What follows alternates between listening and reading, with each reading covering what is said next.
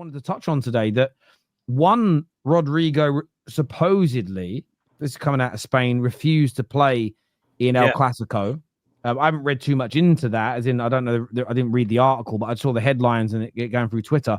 But the report today has come out that Arsenal are amongst a couple of clubs. I want to read it properly here. It says Arsenal are one of the clubs that has shown the most interest in Rodrygo and are monitoring his situation ahead of the summer transfer window. I mean, that would be, he wants to play on the left. I mean, that would just be perfection, right? This has to happen. I know I've just said it has to happen for Gyökeres, but they both have to happen. You spend 150 million and get these two in. That is an absolute steal. I'd rather do that than go and get Isak for 150 million. And I'm a huge fan of Isak, right? So for me, you're completing your... And I think, you know what? Mikel Arteta might have bought Declan Rice, but he was from West Ham. He wasn't the Alexis Sanchez or the Ozil excitement signing. Even Aubameyang, when we were poor, Wenger bought him in. So Wenger was able to go up to Real Madrid. He was able to go to Barcelona. He was able to go to Dortmund and say, we want your best three players, or two of you, some of your best players. I think it's time for Arteta to do that now. And I said with Turkish, I wanted, if we can't get Isak and Kvaratskhelia, who were the two that I wanted on a striker at left, I wanted Gyökeres and a player. One of them was Rodrygo. Now, I didn't really talk much about Rodrygo because I didn't think he was going anywhere. If there's a chance that he is going, Xabi Alonso's coming in, Carlo Ancelotti's going out, he might want to have a bit of a shake-up. And if he is one of the players that's the casualties because he wants to play on the left and Vinny and Mbappe usually get ahead of him, then I would 100% take him. I think City will be all over it, if I'm honest. But I think we should go all out to get him. I think he'd be absolutely superb. Sesko, Gyökeres and Rodrygo as a... Sorry, Sesko. Saka, Gyökeres and Rodrygo as a front three at Arsenal. Yeah, no excuses then to score goals, is there? Let me tell you that. So I think this would be a phenomenal signing if we can get it across the line. They're talking about 100 million euros, which works out around about 84 million pounds. That is a steal for me. I think he's quality. 24, international, won everything at Real Madrid. Quality. Be a brilliant signing. Yeah. It is 85 million for him, plus about, I think it's about 55 million for Gyökeres, because it's 60 odd million euros. What are you paying for Zubimendi? Is that 52 million? 55 million, yeah. Well, 55 million euros. So that'd be about 50 million, isn't it? So you're talking that those three would cost you 192 million pounds. I know you guys talk about needing 5-6 players, but I look at that and just think for 192 million, I know you can't factor in what other people are going to do.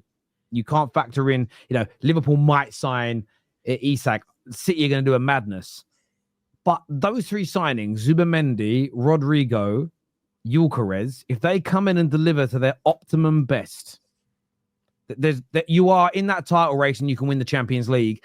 And that, I think, is a starting point of the season, is where everyone wants to be, right? You know you can win the league with those players, and you got to a semi without them, you can get to the Champions League. That is when I think as well, there is no room for a lack of criticism around Arteta and his approach, unless you have to sell loads to buy it. And it's true. We're talking about, I know. There'll always be people. They'll blame the direction of the wind, those fans. Trust me. Well, Ty has before anyway. Blame the rain, didn't he? It's been raining. But I just look at that business and it would be phenomenal. And I also don't think you should be looking to have too many. Again, Trossard. That's where I look at Trossard's had a lot of criticism. But that's where I look at Trossard shouldn't be a first-team player in a side trying to win Prems and Champions Leagues at the same time.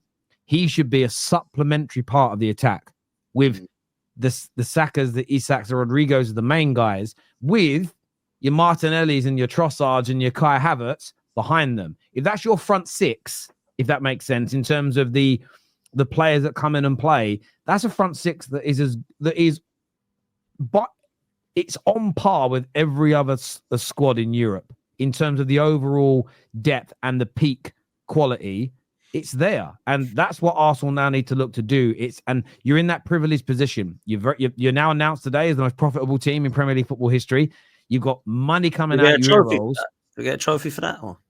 Certificate from Kieran Maguire, gold certifichet you get. But that would be phenomenal. Can you see, LB, do you think Arsenal have got the whereabouts to go out and buy Rodrygo? Do you think they could do it or will do it? I think they should try.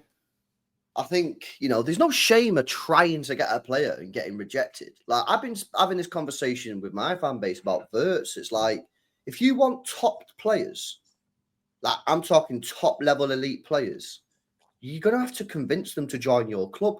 And sometimes they're not going to join your club because there's other top teams. And we all think our team's the greatest team. We all think everyone wants to play for our team. But the truth is, that's not true, right? And we get rejected. All our clubs have been rejected by players over the years, right? But Arsenal have to be over this deal. They need a quality left winger. Yeah. Obviously, Rodrygo looks like he wants to leave. The question is, what other teams are going to be in for it? Because I think if he's on the market, I think City should be looking at him. I think Liverpool should look at him. I think basically every team in the world should be looking at him, let's be honest. And he might look at Arsenal and go, if I could go City, why would I go Arsenal? You know what I mean? You know what I'm saying? Because Arsenal don't win anything. Like, it's one of them. But Arsenal just have to try. They have to try and get him in, man. If they could get him in and have, like Potsy said, and have Rodrygo, Gyökeres, and Saka as a front three, that's pretty disgusting, man. I can't even lie. That's pretty disgusting. So but that's how easy and realistic it is, LB. When people say, "Oh, it's very hard to get this," but well, there's the opportunity. We missed out on Kvaratskhelia, right, for whatever reason. Maybe he was always going PSG, but you're right. We didn't even try. We didn't even try and show the ambition to go and at least put money in and go, look, I believe you're going PSG. We'll obviously pay you this as well. Do you fancy coming over to us? If the answer is no, I'm going to Paris, fine. But we tried, at least. We went in for it. Yeah, I want to see us go in for Rodrygo. If he picks City, if he goes over to the other side of Spain, whatever he does, he stays in Spain, stays at Madrid.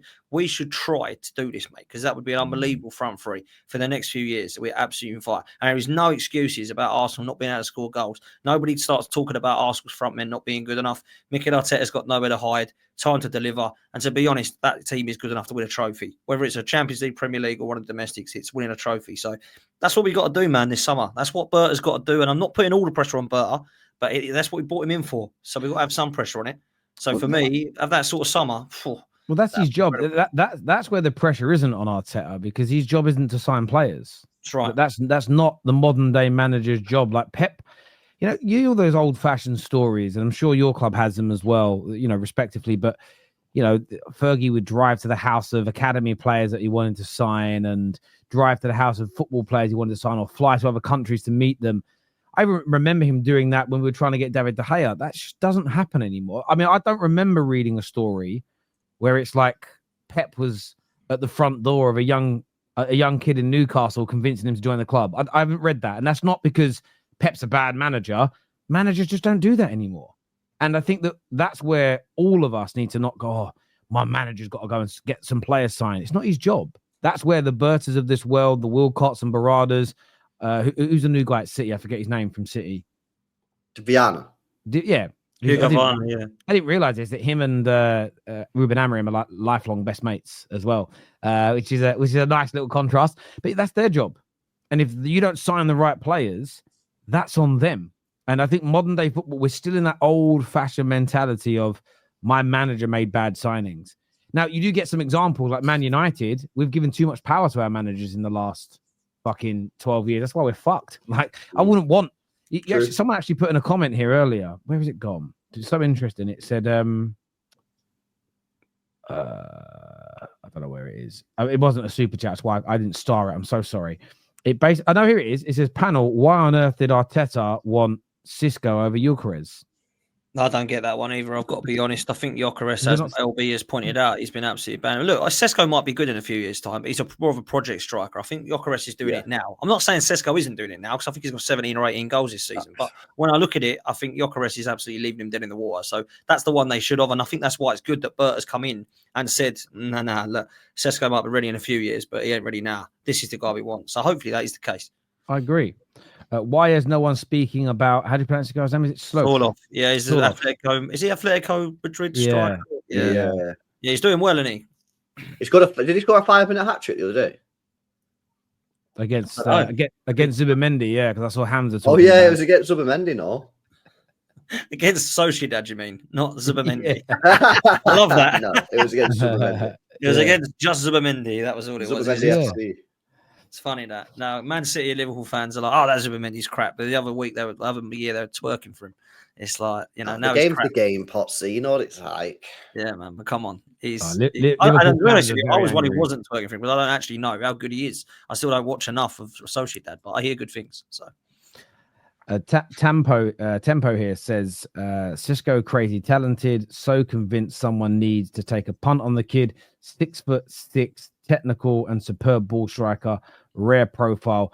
Invest your stocks. his ball striking is very good. I must say that. From when you look at it, you think, "Oh, yeah, he can hit a football." But I'm not convinced that he is the guy ahead of Gyökeres. But mate, everyone's been wrong before. You know, you would have said like years ago, you would have said that, you know, certain so and so was nowhere near the level. He's gone boom. You know, I think, "Oh, I never saw that coming." And then you could also say, "Go and get him. He's a baller." And then he comes to your club and he's rubbish. You got to take risk on these, otherwise you won't move forward. You'll just stay still. You got to go and take a risk sometimes. Rodrygo has 1 goal in 2025. Another shiny toy. Yeah, he's not. Excuse me, he's not been great of late. Wasn't good against us either, if I'm honest. But maybe it's because he's unhappy. Maybe he's unsettled. Maybe he's not working for him at the moment. He needs a move. I don't know. Bro, he's a good player, man. Like, what we're doing here.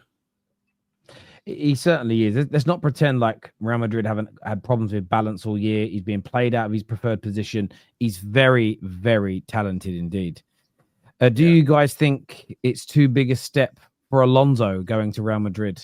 I don't think it's too big a step, but I do think he'll get sacked at the end of next season because Real Madrid are brutal. If they don't win the league or they win a Champions League, he will get sacked. That's just how it works.